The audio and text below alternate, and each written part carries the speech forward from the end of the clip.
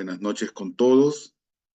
Para mí es un honor de verdad participar de esta clase modelo y del diplomado propuesto por la Escuela de Gestión Gubernamental.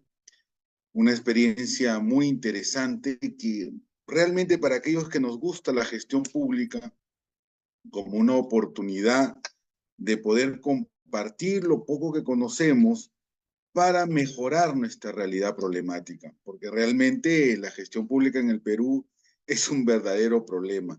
La informalidad ha caracterizado en los últimos años al manejo del Estado, cuando en la práctica debería ya haber evolucionado y estar alineado a lo que vamos a ir conociendo a través de los 8 módulos que vamos a tener a razón de este diplomado.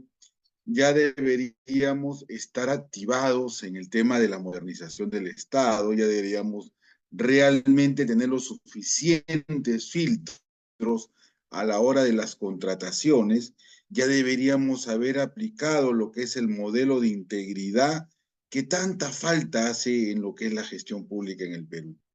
Pues realmente todo esto es parte de lo que está escrito. Lo que falta es sensibilizar a los funcionarios que ya están trabajando en el Estado.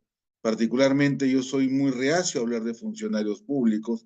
Yo pienso más en un servidor público, porque aquel que entra a trabajar al Estado peruano o a cualquier empresa estatal, sea de cualquier país, se convierte en una persona que brinda un servicio. Un servicio al Estado es un servidor público. Y cuando hablamos de servidor público es poner tu vida al servicio. Lógicamente nadie trabaja ad honorem. Está incluido un tema de beneficio económico a través de lo que uno va a ganar de sueldo. Pero en la práctica no les satisface solamente el sueldo a aquellos que trabajan en el Estado. Quieren ganar extras y este es el daño que le hacen.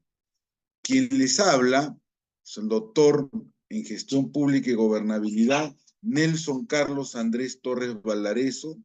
Yo tengo más de 30 años trabajando en el Estado, no, 23 años trabajando en el Estado y más de 30 años trabajando entre empresas privadas y Estado peruano. Yo tengo 48 años. Yo empecé muy joven a trabajar en la empresa privada, en una avícola, en la cual como practicante en el año 93-94 llegué a ser hasta supervisor gerente en el año 98. Terminé mi carrera de licenciatura en administración, soy magíster en gestión pública, doctor en gestión pública. Acá en el norte hago mucha consultoría política y de gestión. Soy ponente en lo que es gestión pública a nivel nacional e incluso internacional. Estoy considerado en el grupo de capacitadores del Banco de la Nación, empresa donde trabajo desde el año 2001, y soy gestor comercial. Veo todo el tema de negocios acá en el Banco de la Nación, acá en la región Lambayeque y por qué no decirlo a nivel norte. No desenvolvemos entre Lambayeque y el nororiente peruano. Estamos hablando Piura, Tumbes, Amazonas.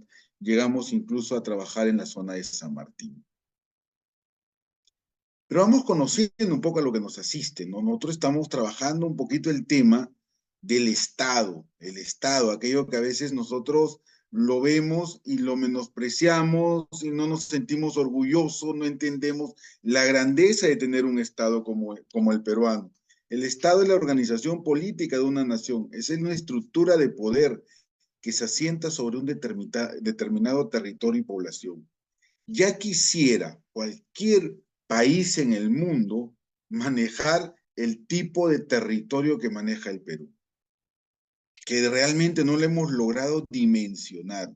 Y ya quisiera cualquier generación en el país de los peruanos, pues tratar de entender que hoy día estamos en la generación que sí puede evidenciar todo aquello que a nosotros nos decían que existía. Me explico.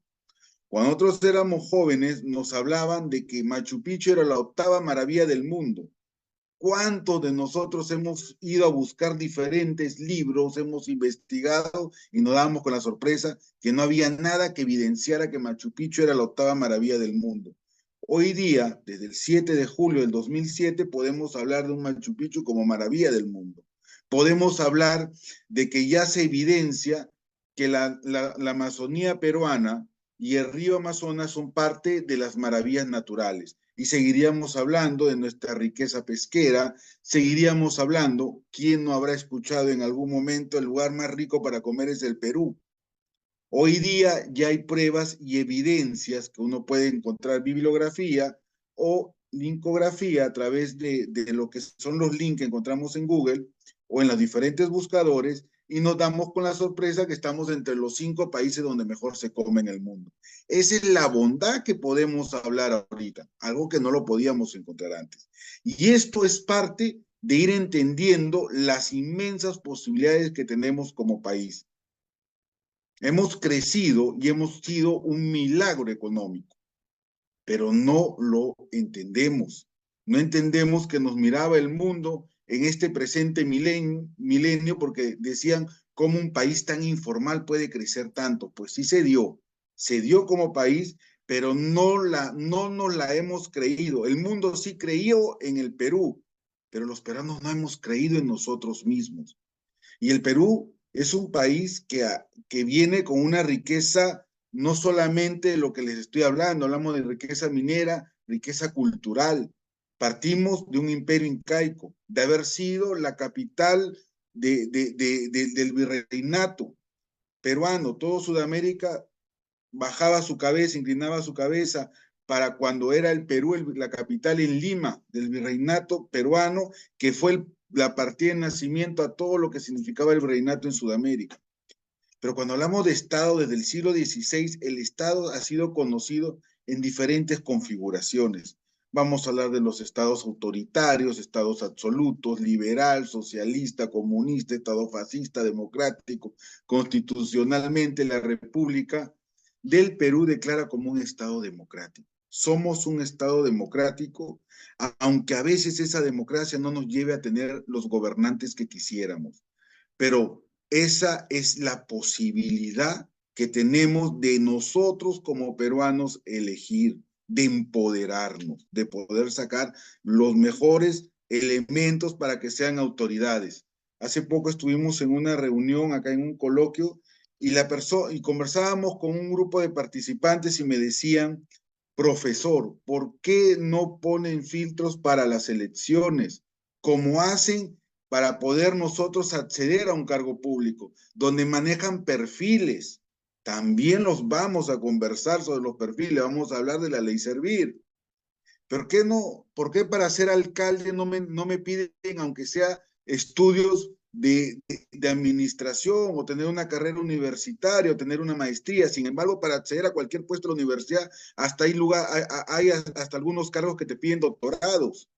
Pero ¿por qué el alcalde simplemente con tener una edad y vivir en la zona puede postular? ¿Por qué un candidato sí? Yo le decía, es que eso es democracia. Para cuando uno postula un cargo público, todos tenemos la posibilidad de acceder a él.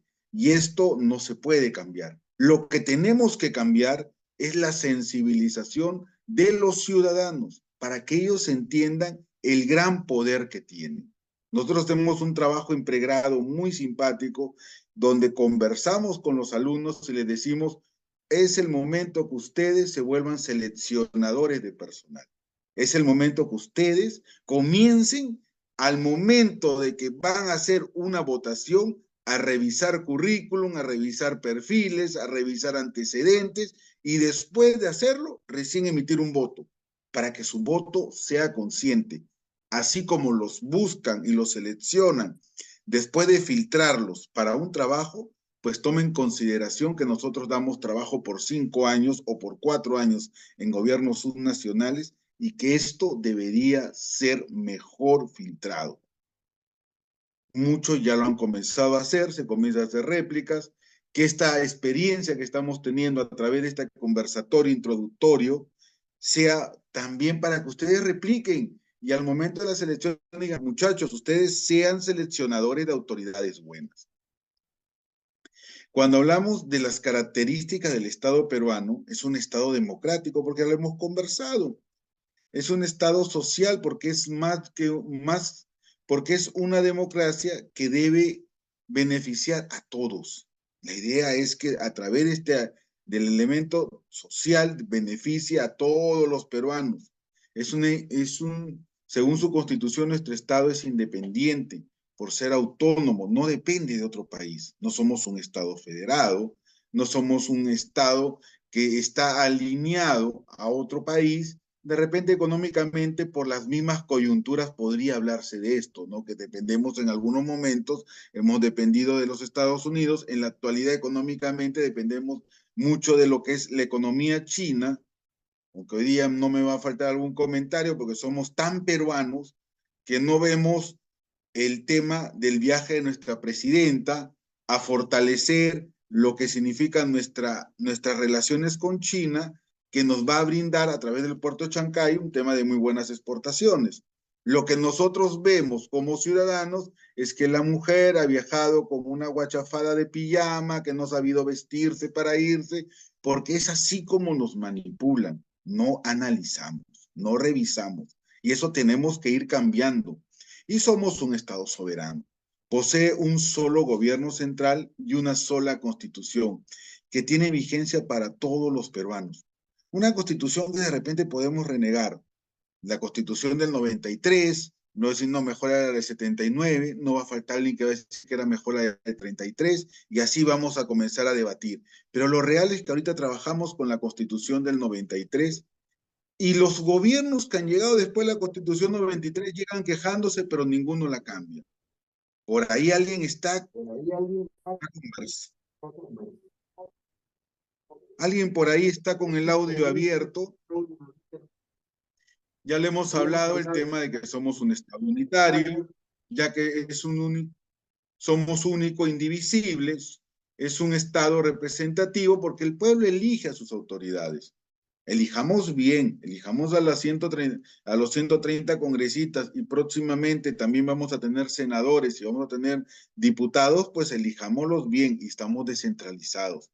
La descentralización de nuestro Estado, pues en la memoria vamos a traer la buena vibra y la buena voluntad que tuvo Mariatti, aunque no faltara alguno que era el doctor es comunista. No, simplemente traigo a colación un buen pensador que hablaba de un Estado que debería tener regiones transversales con presencia en costa, sierra y selva, y que en algún momento el gobierno de Alan, ahora no faltará alguno que era el profesor Esaprista, el primer gobierno de Alan dijo, paso, no, es una buena idea, vamos aplicándola, creó regiones transversales, una de las más representativas, la que yo estoy, yo soy lambayecano, chiclayano de nacimiento, la nororiental del Marañón. Teníamos costa, sierra y selva. Piura también tenía una participación en ceja de selva, también podríamos hablar de la región Puno, que se llamó la región Mariati, que tenía costa, sierra y selva. ¿Qué era la intención de él? Hacer regiones transversales. Mariati hablaba de eso. No funcionó cuando Toledo en el año 2001, 2002 dijo, no, vamos a conversarlo, vamos a revisarlo, vamos a analizar esto, pero le vamos a dar la oportunidad al pueblo que decida si seguimos o no seguimos haciendo las regiones como antes. Ni una sola región de las 12 que se crearon se mantuvo. Todas dijeron, no, queremos ser región, pero con la misma distribución geográfica de cuando éramos departamentos. Y así volvimos a ser como siempre. Ica con Ayacucho, divorciados, Piura con Tumbes, divorciados, Lambayeque, Amazonas y San Martín, divorciados, y cada región volvió a ser un departamento. Le cambiamos el nombre, pero nunca volvimos a integrarnos. Y les digo esto porque es bueno entender que en gran medida nos falta el tema de nosotros mismos integrarnos, de repente a un nivel regional, y lo ideal sería a un nivel nacional, porque solamente nos integramos cuando el Perú juega un partido de fútbol, aunque ahora creo que todo el mundo ha renegado. Pero normalmente cuando hoy hemos ido a un mundial de fútbol, todo el Perú, incluso se escucha a nivel mundial del primer terremoto, temblor que hubo, producto de que toda una hinchada gritó la clasificación al mundial de Rusia 2018. Pero eso es parte de lo que nos une, pero no debería ser lo único que nos una. Como país, como Estado, tenemos que seguir creciendo e ir entendiendo la grandeza que tenemos. ¿Qué es el Estado? Es el conjunto de instituciones con autoridad, potestad para establecer normas que regulen una sociedad, teniendo soberanía interna y externa sobre un territorio determinado. Soberanía externa, soberanía del país lo tenemos, ya no tenemos conflictos territoriales con ningún país limítrofe, tenemos cierta tranquilidad. Ahora, nuestra soberanía interna de repente se ve menguada por el tema que estamos manejando en el Brain, que a pesar de que en los últimos 20 años ha habido múltiples intenciones, no hemos logrado consolidarnos y poner un freno a lo que es el narcoterrorismo. Pero en gran medida podríamos hablar de soberanías. Pero aún así lo que no tenemos es una estabilidad política. ¿Por qué? Porque no hemos logrado fortalecer adecuadamente a los partidos políticos. Los partidos políticos son los que forman líderes. La mejor intención ha sido a través de las universidades con la implementación de las carreras de ciencias políticas, llamados los egresados politólogos. Pero ellos no necesariamente manejan partidos políticos. Y es por eso que hemos encontrado muchos saltimbanqui de la política, que un mes están en un partido, al otro año están con otro partido y así, y los vemos postulando en diferentes niveles. Esto no fortalece al Estado. Lo conversamos durante las 8 sesiones de este diplomado que los va a favorecer y los va a ayudar mucho a enriquecerse desde un punto de vista de gestión pública, desde un punto de vista político, para que ustedes puedan manejar el tema gubernamental de la mejor manera. Los poderes del Estado, poder legislativo, poder ejecutivo, poder judicial, y también manejamos unos poderes a nivel subnacional que son los gobiernos locales, los gobiernos regionales y los organismos autónomos que tienen presencia a nivel nacional. Cuando hablamos de las funciones del Estado, legislativa, que encamina en establecer las normas jurídicas generales en función a corresponder al poder legislativo.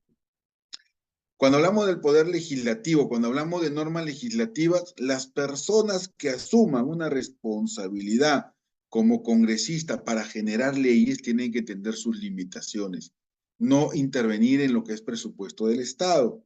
Una de las cosas que yo tengo que conversar bastante cuando hablo del tema del CAS, que lo conversamos con la ley Servir, que el CAS no está contemplado en las leyes de las carreras del Estado, no está contemplada en la ley Servir tal como va.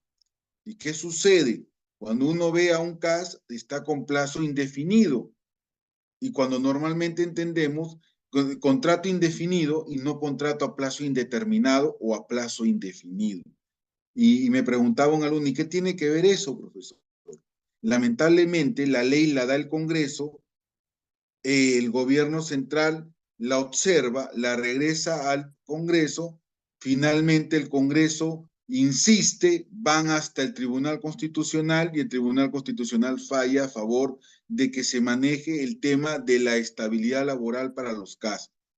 Pero esto afectaba el presupuesto del Estado y se tuvo que dar una ley híbrida, una ley muy compleja en función a la falta de experiencia de parte de nuestros legisladores. Y esto es uno de los tantos problemas que encontraremos dentro de lo que vamos a ir analizando.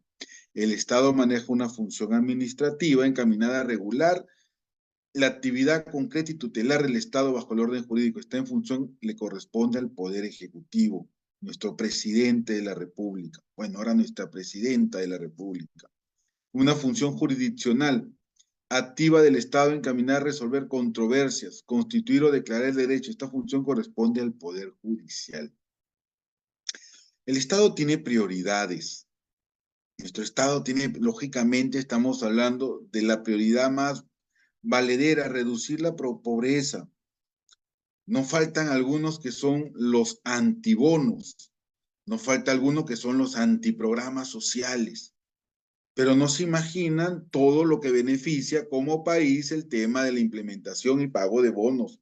No necesariamente el pagar un bono va a ser algo que va a dañar, va a mejorar las condiciones cuando el bono, cuando el programa social está monitoreado.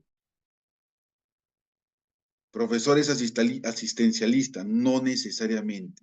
Nosotros no estamos hablando de que el Estado tiene que asistir a todos, pero tenemos que entender que sí es importante que aquellos que no tienen las oportunidades, pues reciban también algún apoyo, alguna asistencia del gobierno. Y esto a través de los programas sociales. Pensión 65 me parece un programa interesante.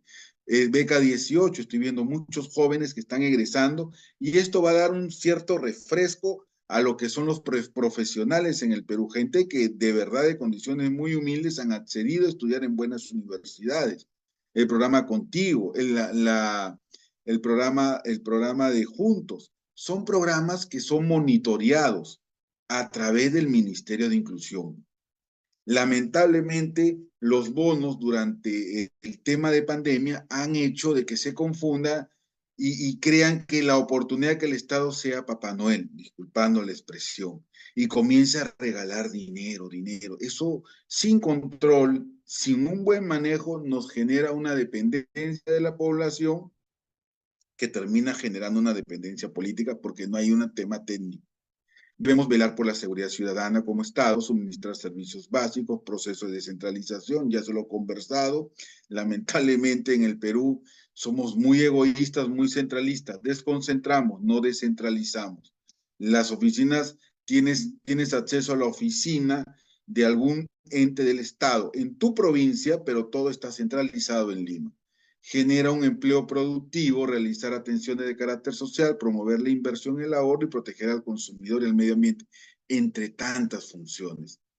Y lo que nos asiste, porque estamos hablando de un diplomado de gestión pública, un diplomado que para mí es muy importante, muy interesante, y yo pondero mucho el esfuerzo que está haciendo la Escuela de Gestión Gubernamental de implementarlo, porque necesitamos tener personas que estén más preparadas para asumir las responsabilidades dentro del Estado, que es la gestión pública, es el conjunto de acciones mediante las cuales las entidades tienden al logro de sus fines, objetivos, metas, los que están enmarcados por las políticas gubernamentales establecidas por el Poder Ejecutivo.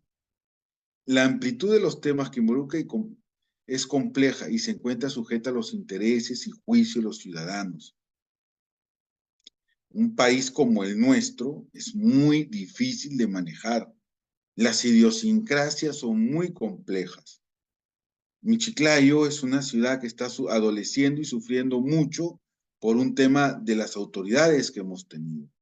Y conversaba hace poco con unos amigos de Trujillo y me decían, mi Trujillo, a pesar de haber tenido gente de otros lados, no ha caído en el tema del facilismo. Los ciudadanos trujillanos han sabido establecer parámetros de crecimiento de su ciudad y que los han tenido que respetar las autoridades que han llegado, que ya no eran nacidas en Trujillo. Y yo les decía, es algo muy parecido a lo que sucedió en Arequipa con los Cáceres Velázquez. Los Cáceres eran puneños y habían gobernado Arequipa por más de 16 años. Y siempre sacaban adelante Arequipa porque el arequipeño les decía, el gobierno yo te lo acepto, pero tú no te puedes salir del orden que nosotros hemos establecido de crecimiento en la ciudad. Y eso es cuando hay planeamiento. Uno de los módulos que conversaremos también es la planificación del Estado y lo vamos a ampliar mucho y vamos a ver cuán necesario es analizar las fortalezas, las oportunidades y las debilidades que hay en el mercado. ¿Qué hace el Estado peruano? Gestión pública es cómo lo hago. Políticas públicas, ¿qué hago? Las políticas lo dan los gobiernos, por eso es importante saber elegir, saber a quién colocas de autoridad. Es un tema muy serio, es un tema muy interesante. Yo tengo que saber elegir mi autoridad porque él va a poner las políticas públicas. Uno de los temas que vamos a ampliar bastante es el tema de la modernización del Estado. El Estado se modernizó. De repente no nos dimos cuenta, pero el Estado cambió. Mejoró su tema de infraestructura, mejoró su tema de poder tener en nuestras manos al Estado peruano. Hoy día los apps de RENIET nos permite hacer trámites para poder obtener documentación sin tener que ir a la oficina. Igual sucede con la SUNAT, con registros públicos, el Banco de la Nación, donde yo trabajo, también nos brinda muchos canales alternos. Esto es parte de la modernización del Estado. porque dentro de lo que se necesitaba era eso.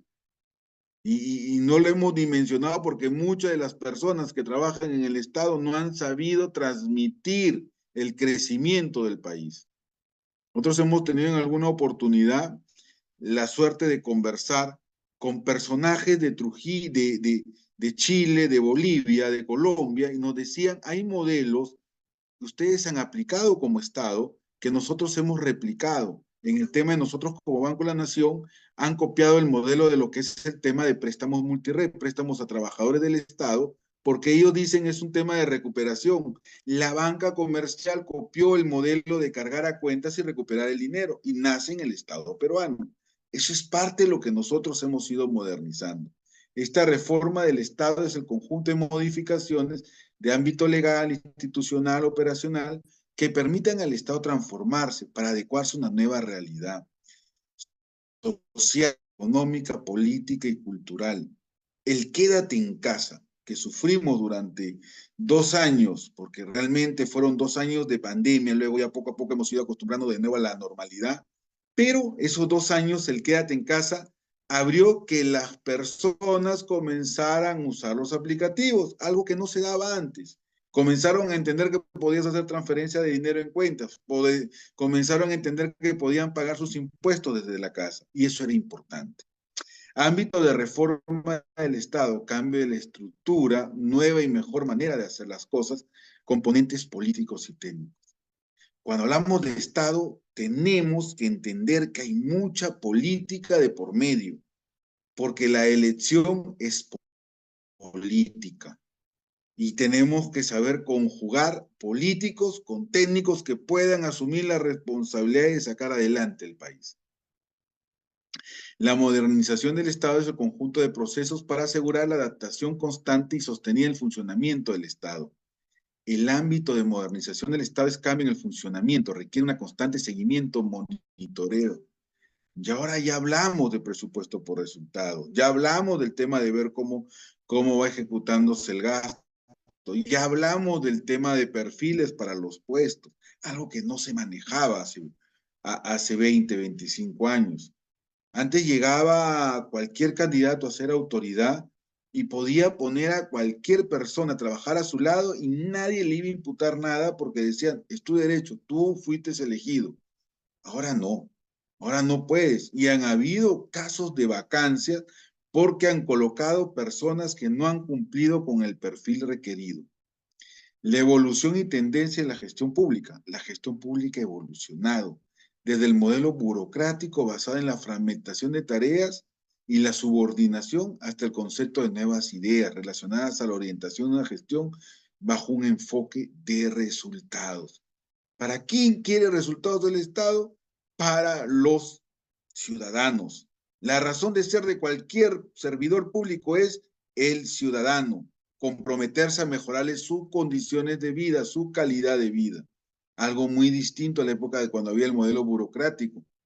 ¿Y cuántas veces hemos escuchado menospreciar el tema de usted es un burócrata? Cuando burocrático, la burocracia se refiere a la organización regulada por diversas normas de un determinado orden de gestión.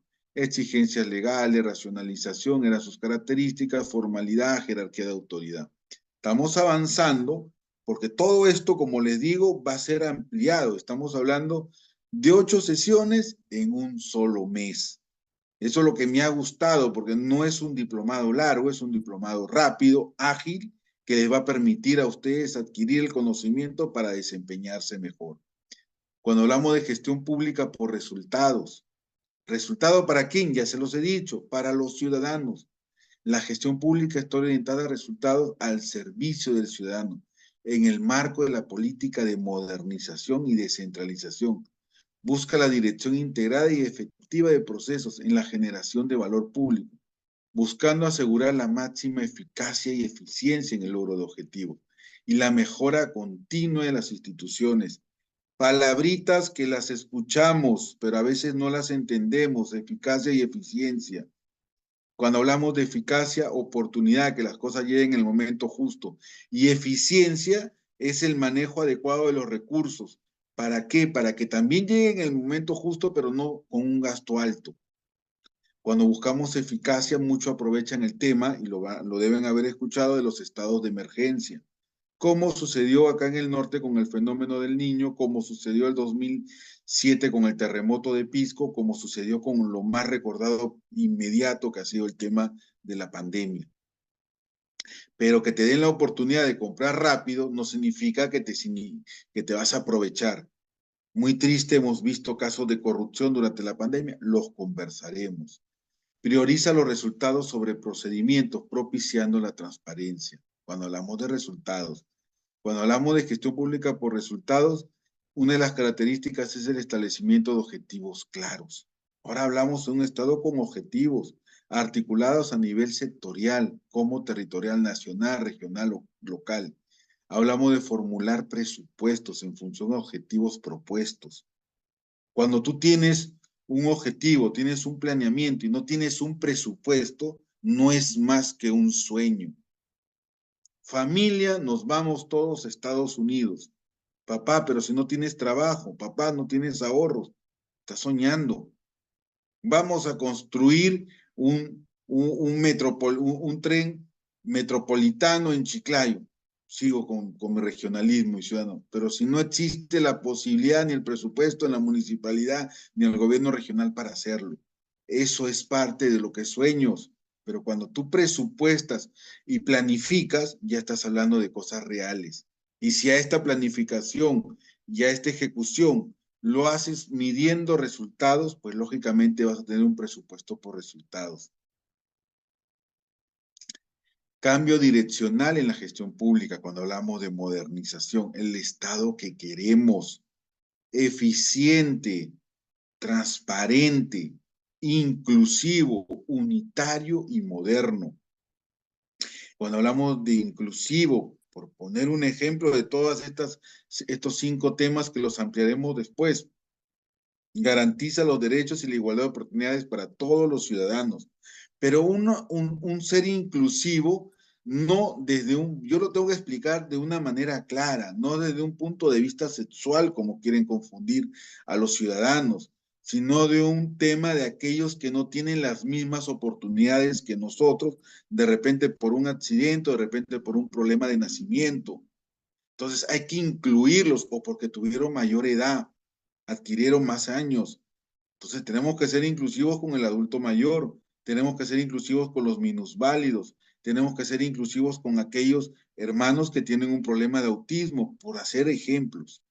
Ese tipo de situación de inclusivo, de ser inclusivo es lo que maneja el Estado, no desde un punto de vista sexual, que eso lo han targiversado totalmente, ser inclusivo.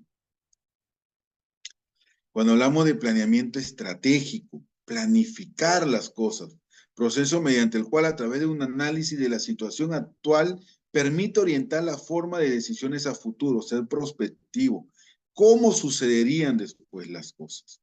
Leí un artículo hace poco y me quedé medio torombolo, como decimos acá, medio atontado, y decían que aquellas personas que más estudian son aquellas personas que muchas veces no llegan a obtener tanto dinero como aquel que no estudió tanto. Yo en ese juego de palabras me enredaba y ellos decían, porque no planifican, no son prospectivos, no ven situaciones futuras, simplemente se van con todo y hacen los negocios, terminan un negocio y emprenden otro y así están hasta que alcanzan y logran el éxito en alguna empresa que ellos hayan emprendido. Pero en el tema personal, cuando hablamos de un tema de manejo de recursos globales, cuando hablamos de un tema de manejo de recursos nacionales, tú no puedes ir apostando a la suerte de tanta gente. Y tenemos que ir midiendo y tenemos que ir viendo cómo podría ser la situación del gasto a futuro. Y eso es lo que se comenzó a hacer en el Estado, planificar. Se busca determinar la dirección a seguir para la consecución de objetivos mediano y largo plazo, desarrollando estrategias competitivas, alianzas estratégicas en el sector privado y la sociedad civil. No podemos hablar del éxito de un Estado que no hace participar al sector privado, a la sociedad organizada, a los colegios profesionales, a la iglesia en sus diferentes matices.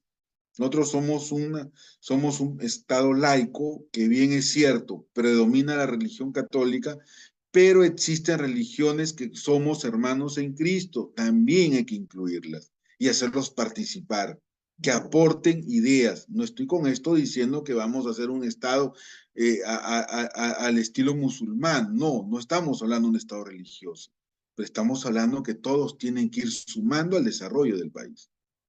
Cuando hablamos de dirección estratégica,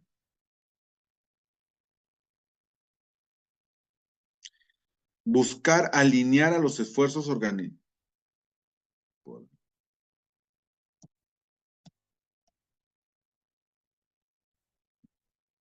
Diagrama de dirección. La dirección estratégica busca alinear los esfuerzos organizados en torno a un gran objetivo nacional. Tiene el propósito de lograr la consistencia entre los objetivos estratégicos del gobierno y los planes de cada uno de los organismos.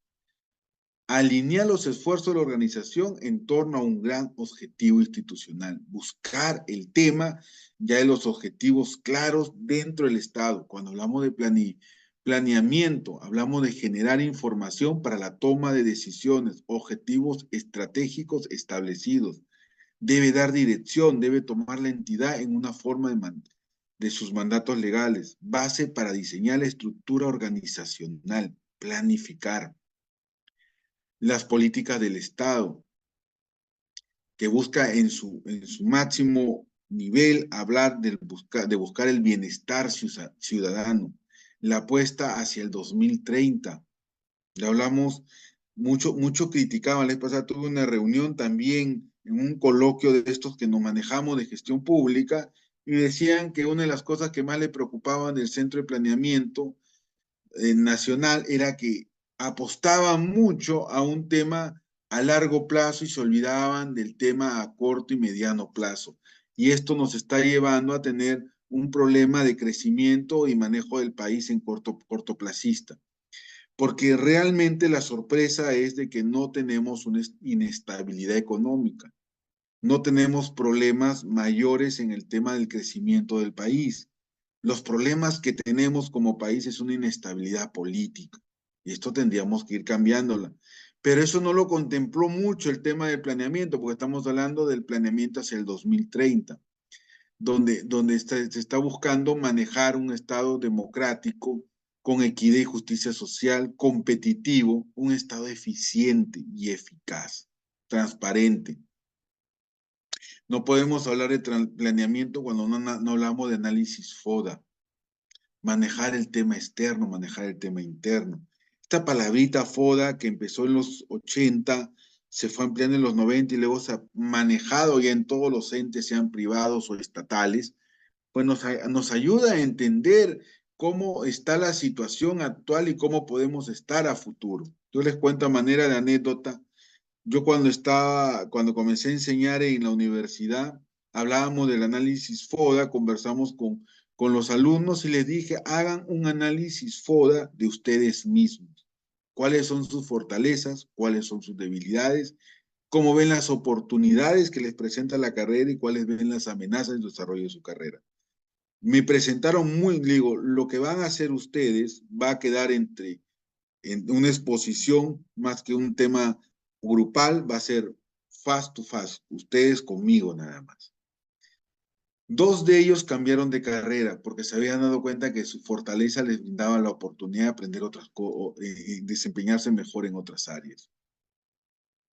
Y muchos de ellos, cuando me los he encontrado en el tiempo, me dicen, parece broma, profesor, pero ese análisis que usted nos hizo nos marcó a muchos la vida, porque mucho hablamos de empresas, mucho hablamos de país, mucho hablamos de regiones, de este análisis de fortalezas, oportunidades, debilidades y amenazas, pero poco hablamos de lo que significaría establecer una interiorización de cómo estamos y a dónde vamos.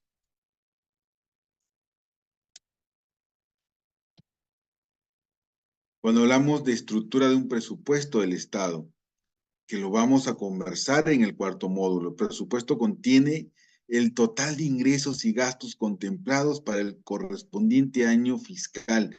La estructura del presupuesto muestra todos los ingresos y los gastos en el sector público. Se considera como ingreso todas las operaciones que sirven como mecanismo de financiamiento y como gasto para toda transacción que implique el uso de esos fondos.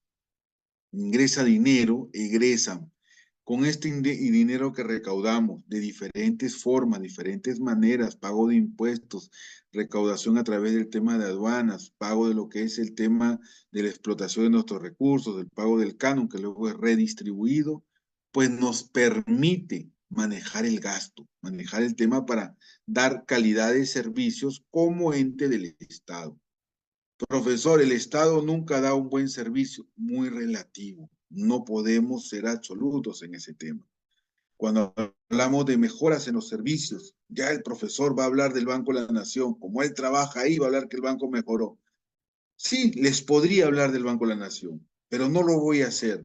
Les voy a hablar, por ejemplo, del referente de Lima, cuando el tema de salud lo tomó la Municipalidad de Lima a través de lo que significaba los hospitales de la solidaridad, un referente de éxito y donde se evidenció que la gente podía pagar un poco, pero siempre y cuando le brindaran un mejor servicio.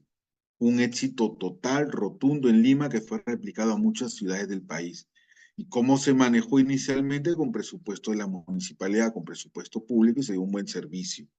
Podríamos hablar también de en su momento que era el Instituto Peruano de Seguridad Social y vamos a hablar de la conversión que hubo que incluso obligó a los hospitales y a las clínicas a tener que mejorar lo que era su calidad, su capacidad de servicio, su calidad de servicio, porque muchos pacientes se comenzaron a atender en los hospitales del Estado.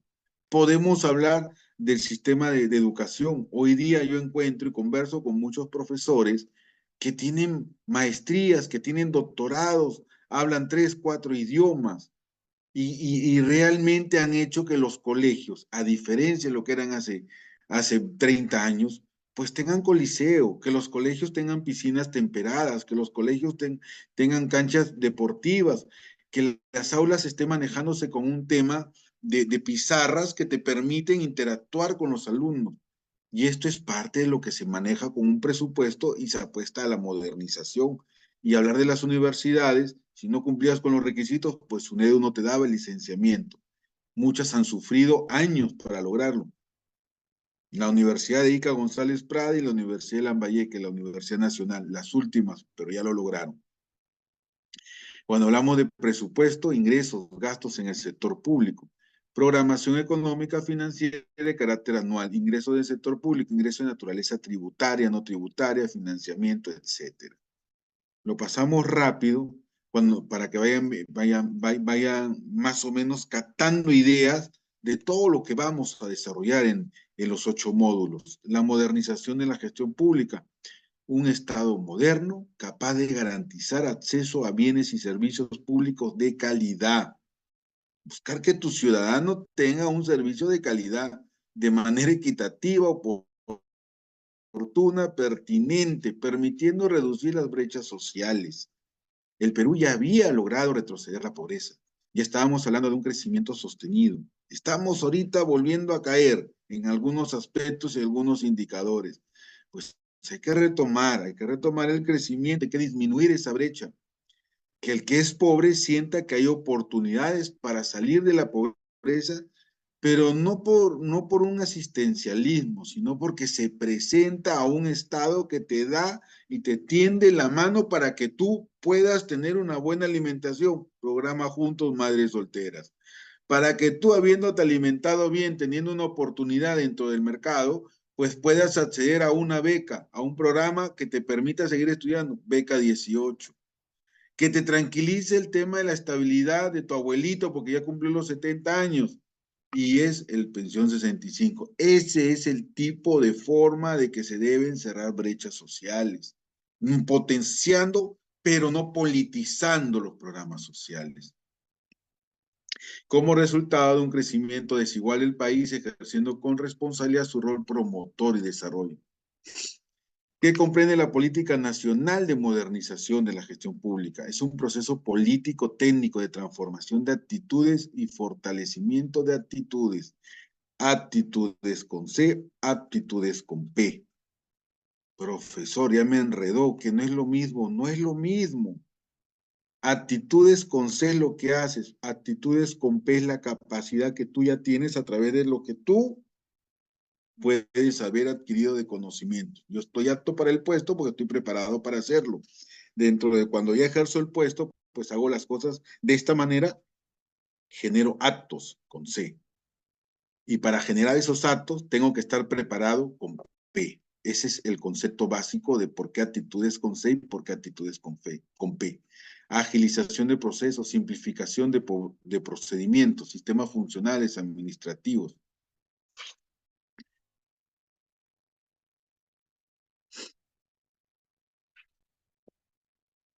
No, Antonio, nunca leí a Mariátegui que hable de escriba regionalización horizontal. Esto escribió Mariátegui sobre regiones. Ningún regionalista inteligente pretendería que las regiones estén demarcadas por nuestra organización política. Esto es que las regiones son los departamentos. El departamento es un término político que no designa una realidad menos una realidad económica histórica. El departamento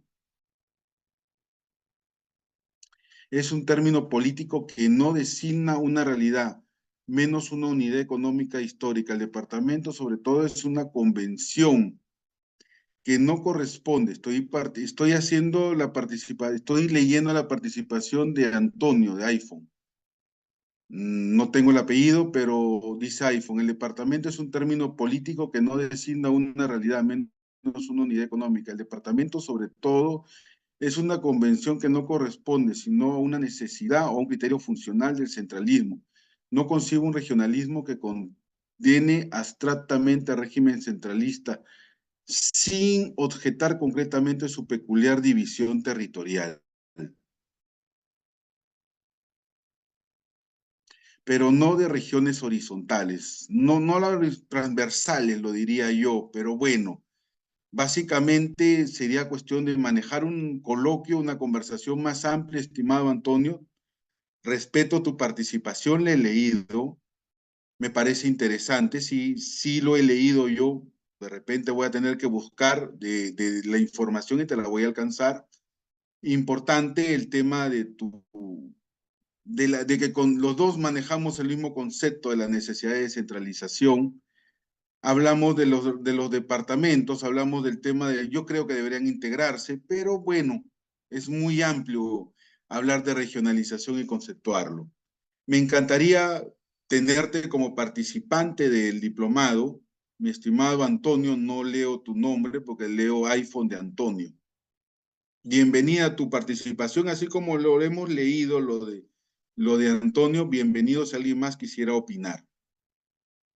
Gestión pública,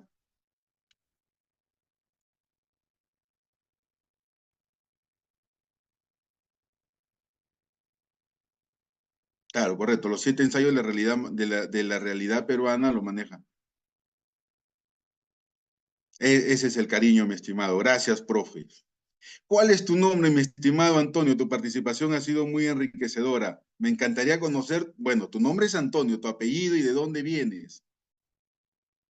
Vamos interconectándonos igual. Si alguien quiere participar con toda confianza, para eso está el chat.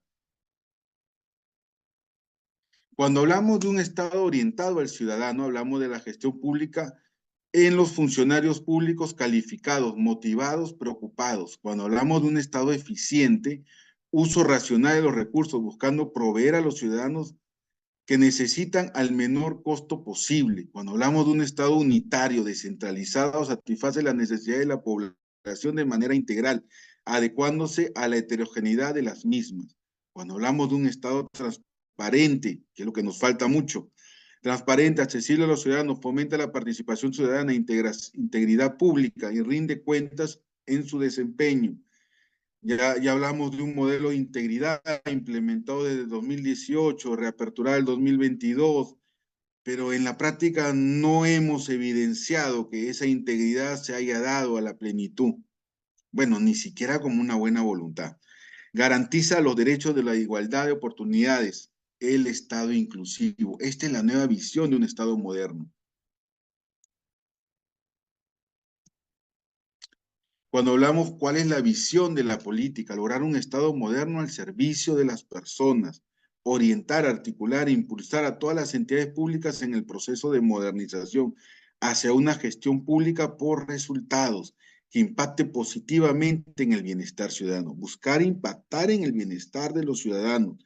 Esa es la visión, porque tenemos que interiorizarnos, trabajas para el Estado, sirves al Estado, trabajas para el ciudadano, sirves al ciudadano. Principios orientadores de la política de modernización. Tiene que ser sostenible, tiene que estar orientada al ciudadano, tiene que estar articulada con otros entes gubernamentales, tiene que tener un balance entre flexibilidad, control de gestión, tiene que buscar el tema de la transparencia, rendición de cuentas, ética pública, debe ser innovadora. Cuando hablamos de principios orientadores de la política de modernización, orientado al ciudadano, ya lo hemos conversado, orientado a articulación intergubernamental, intersectorial, muchas veces no articulan los entes por temas políticos. Yo he tenido casos de que se han sentido disminuidos porque no están alineados políticamente el alcalde provincial con el distrital, el provincial con el gobernador regional, o han tenido problemas incluso para tocar las puertas del gobierno central. Eso es un problema. Si hablamos en un tema vertical y si hablamos en un tema transversal, repitiendo el tema de las regiones, pero con otro concepto, pues no articulan transversalmente con entidades del Estado de su mismo nivel. Balance de flexibilidad, control de la gestión, desarrollar una gestión ágil, fiscal, eficaz, eficiente y oportuna, sin descuidar el control para el uso correcto de los recursos y bienes públicos. Innovación de las tecnologías, ya les he hablado un poquito y lo vamos a ampliar mucho en el manejo de los apps que tanto benefician en nuestras vidas desde nuestras casas. Lo que estamos ahorita haciendo, un tema de que era muy complejo, se entendía la educación a distancia como un problema y como un engañamuchachos y como no un verdadero aprendizaje y no la retroalimentación adecuada, porque decían, no, yo conozco un montón de abogados que han recibido una serie y cantidad de libros que ni los han leído y finalmente les han dado el grado de abogados estudiando a distancia, igual con los administradores, igual con contadores. Pero que eso ahora cuando hablamos de educación a distancia, con estas plataformas te permiten interactuar, como lo has conversado con Alberto, inmediatamente a través de la lectura, si alguien quiere volver a exponer y lo mismo. Eso es parte de las bondades que te habla la tecnología, la innovación, que tienen que también, todo lo que es el manejo de crecimiento del Estado tiene que ser sostenible. Cualquier buena gestión pública debe estar al tanto del impacto que tiene en el medio ambiente y debe procurar que sus planes lo protejan y aseguren un buen aprovechamiento. Transparencia y rendición de cuentas y ética pública, que lo vamos a conversar en un módulo completo. Los servidores deben servir a los intereses de la nación, procurar aumentar la eficiencia del Estado. Cuando hablamos de Invierte Perú, que va a ser otro módulo, programación, formulación, ejecución y funcionamiento de los proyectos. ¿Para qué? Para que se puedan hacer adecuadamente el gasto de ejecución de los presupuestos, del dinero que se va a manejar. La programación multianual de inversiones, lo vamos a conversar en otro módulo, la eficacia, lograr una mejor orientación del gasto.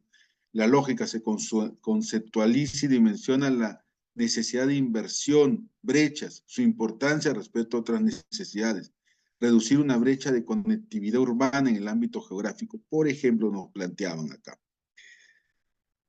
Y estamos hablando de por qué inviertes, por qué el gasto, quién beneficia, cuántos se van a beneficiar, de qué manera, no necesariamente un mejoramiento de transitabilidad de una calle no es solamente en el tema de lo que significa el asfaltado, no es que van a pasar más carros, también van a mejorar los negocios de la zona, también van al tema a disminuir el problema de bronquios, el problema de los aparatos respiratorios de los niños, porque ya no van a tener complicaciones por la tierra que se emanaba de lo que no había un tema de asfaltado. Va a mejorar el tema de los negocios, ese restaurante, como hay mayor transitabilidad, va a tener oportunidad de crecimiento. Todo eso se va revisando. Programación multianual, formulación, evaluación, ejecución, funcionamiento en el tema de Invierte Perú. La ética en la función pública, respeto, principios, respeto, probidad, eficiencia, idoneidad, veracidad, lealtad, obediencia, justicia, equidad, lealtad al Estado de Derecho. Todo esto manejado en función a lo que queremos en nuestro Estado. Un Estado con eficiencia, un Estado justo, un Estado que nos respete, un Estado probo, un Estado con las personas en los puestos idóneos, que haya lealtad al Estado de Derecho, que no exista esta inestabilidad política que hemos vivido. Obviamente no vamos a aceptar también a un delincuente como autoridad, porque muchas veces lo hemos tenido y que soportar porque tiene 5 años de elección. Si las cosas no van bien, pues hay que sacarlo. Pero creo yo que más en el tema de lucha por sacar a la persona que está como autoridad, deberíamos luchar por colocar a las personas adecuadas en los cargos para evitar estos problemas. Y esto va en la búsqueda de la madurez de nuestros ciudadanos para poder elegir adecuadamente. La ética en la función pública, neutralidad. Nosotros no podemos participar dentro del Estado en temas políticos. Transparencia, discreción, ejercicio adecuado, uso adecuado de los bienes del Estado. Yo encontré a un alcalde que casi lo vacan por utilizar la camioneta para ir a dejar a sus hijos al colegio. O sea, situaciones tan sencillas que no las puedes hacer porque estás usando inadecuadamente los bienes del Estado. Responsabilidad en tu toma de decisiones. Tipo de corrupción en el ámbito administrativo, se pueden identificar ciertas prácticas que podrían tener vinculación con actos de corrupción.